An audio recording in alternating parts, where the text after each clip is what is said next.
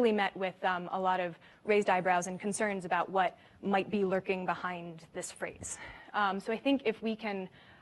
take this kind of conversation and have the depth and the range and the kinds of topics we've had and really focus on having this, rich of an exchange and dialogue with all of the other stakeholders around the world who are focused on these issues, that's where I think we really need to go with this. We've been talking a lot about the role of governments on this panel, and that's the question that's motivating all of these debates, the number of different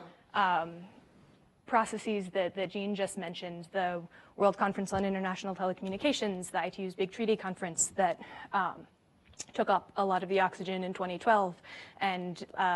had the outcome in December of sort of a split between who signed the treaty and who didn't. That fed into the World Telecommunications Policy Forum in Geneva this past year, where most of the discussion was devoted to a single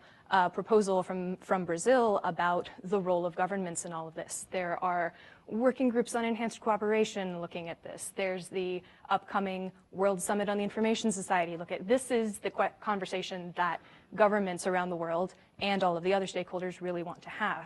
And so I think if we can take the kinds of insights that we've had on this panel,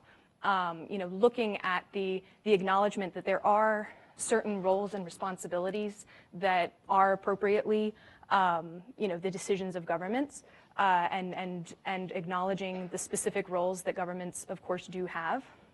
and also looking at, I think all of the panelists touched on this, the role of government in creating the environment for multi-stakeholder processes. Multi-stakeholderism doesn't just come out of nowhere. Government has a role in establishing fundamental protections for freedom of expression. You can't really have a robust exchange of views and ideas if some of the participants in the conversation are worried about getting thrown in jail because they're criticizing suggestions by the government.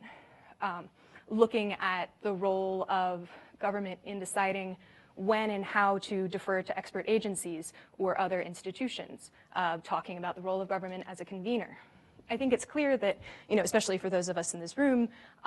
each of whom would probably recognize the inherent stakeholderness of everyone else,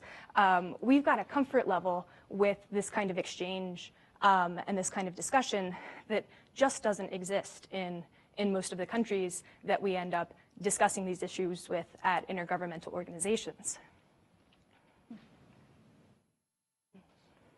And so I guess I just emphasize that I think one of the real opportunities for trying to shift the conversation at the international level